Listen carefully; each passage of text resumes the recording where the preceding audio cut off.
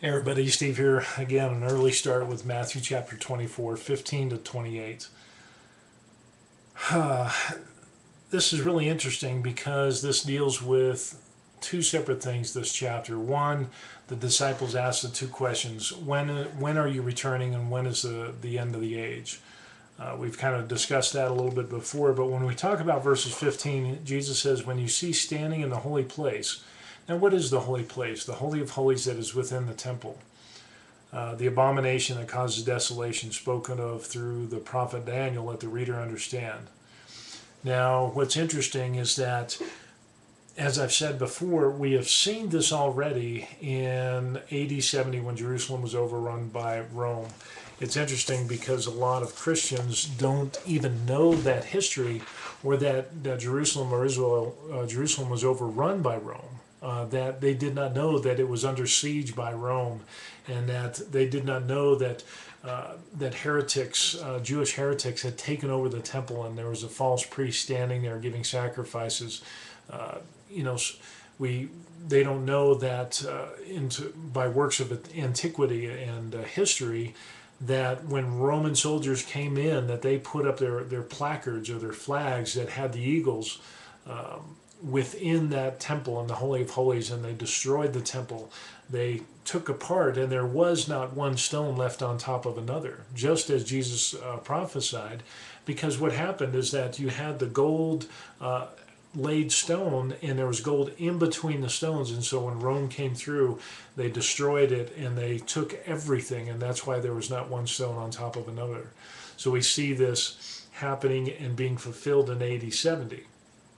We also can see that Jesus' return is a separate item, along with the end of the age. So we have to take that into consideration. Am I saying that this entire passage is fulfilled in AD 70? Well, that's not the case, because there's two questions there and Jesus hasn't returned yet. But how can we apply this to ourselves? It's interesting because people will take this little bit here and they'll say, let those who are, then let those, in verse 16, then let those who are in Judea flee to the mountains. Again, this is a local prophecy that Jesus was giving, saying, hey, there's going to be a time, it's going to be this generation, the people to whom he was speaking, to the Pharisees, the teachers of the law, the hypocrites in chapter 23, and his disciples, that they would see these things within their lifetime. And sure enough, Rome surrounded Jerusalem. They sacked the city. Like I said, Israelite heretics had taken over the temple. So in other words, it wasn't a Levitical priesthood, but they were sinful priests giving offerings, and so that's an abomination to God. Then when the Roman soldiers came and sieged the city and took over the temple, they gave sacrifices to their god Caesar. So you had Caesar worship in there inside the temple, the Holy of Holies, and they gave their sacrifices. So that could be the abomination that causes desolation. But again, we know that the main point is not the temple, because now, when Jesus died, when we get to this point in time of AD 70, that Jesus has already died, he's already been dead for 3 days, and he's already been risen from the dead.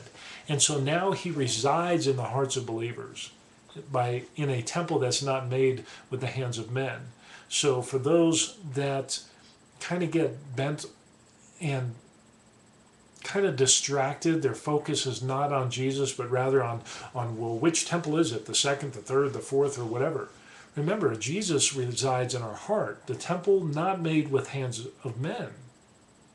So does it really matter about, especially in the light of where Jesus says, there'll be wars and rumors of war, but don't be anxious, don't worry about it. Stay on course, stay on the path, that narrow road to salvation. It doesn't matter what happens, if there's persecutions or whatever the case is for standing up for the faith, don't stray. Don't listen to the false teachers, the false prophets, because they will lead you astray. But it's interesting that Jesus tells them, to those in Judea, flee to the mountains. So this is a local prophecy, and people try to make this. I actually heard some Christians teaching, saying that, we all need to go to Jerusalem or go to Israel, buy property, so we can prepare for this. Wow, yeah, that just is so disturbing on so many ends, because Jesus says, Paul talks about in the other passages of the Bible, stay where you're at and be a servant to where you're at to those around you. It says, let no one on the roof of his house go down and take anything out of his house. People again will take this and they'll say, well, see, this applies to everybody everywhere. But unfortunately, if you look at the architecture of the Jews of that time, they had flat-topped roofs and houses, and they would often do things on their roofs to lay out seeds or things of that nature. In other words, work. It wasn't like a house with your pitched roof, which, I'm not going to be on top of my pitched roof. That just doesn't make any sense. It says, let no one in the field go back to get his cloak. How dreadful it'll be in those days for pregnant women and nursing mothers. Pray that your flight will not take place in winter or on the Sabbath.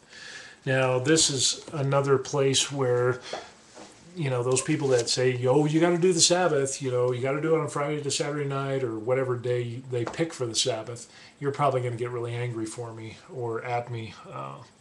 The problem is that if you understood how things worked back then during Jesus' time, that on the Sabbath you weren't allowed to go outside of your house. You weren't allowed outside the gate of the cities, and they would close the gates of the city. And so now that starts to make sense, because it's like, oh, okay, so again, this applies to them back during this time, that they would see these things during their lifetime.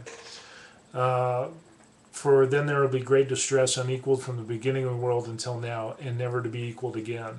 If you look at the history of the sack of Jerusalem and the atrocities that happened at the hands of the Roman citizens, and even among the Jews themselves, you will not see such things that have ever been from the creation of the world until that time. I'm not saying that those things can't happen again, because as wickedness continues to grow, people's consciences are seared to the truth, and it's like a drug. You get used to sin, and you have to do a bigger and greater sin to satisfy that flesh that it's just not good. So it says, and it'll be, if those days had not been cut short, then no one would survive, but for the sake of the elect, those days will be shortened.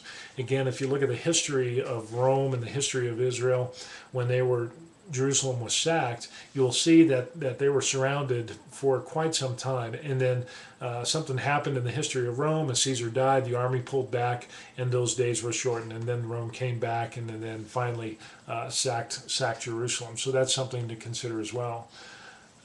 At that time, if anyone says to you, look at the Christ is here or he's there, many false Christs and false prophets will appear and perform great signs and miracles to deceive even the elect, if that was possible.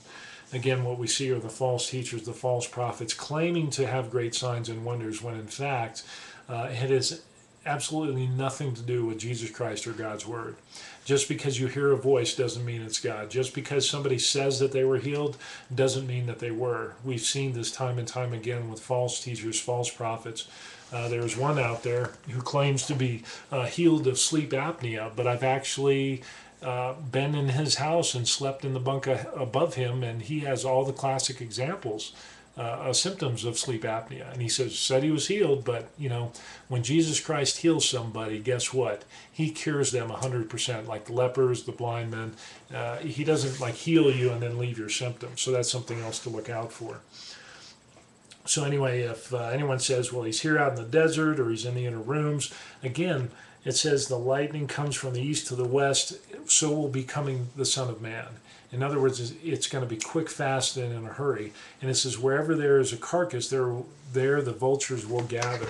And that's what's interesting, because the Roman standard or placard was an eagle, and that's they put up their placards inside the temple when they ransacked it. And so, but that also applies that whenever there's a carcass, that the vultures will be there. You could apply that to the false teachers, the false prophets, and those who are looking to do damage to the truth of God and His Word.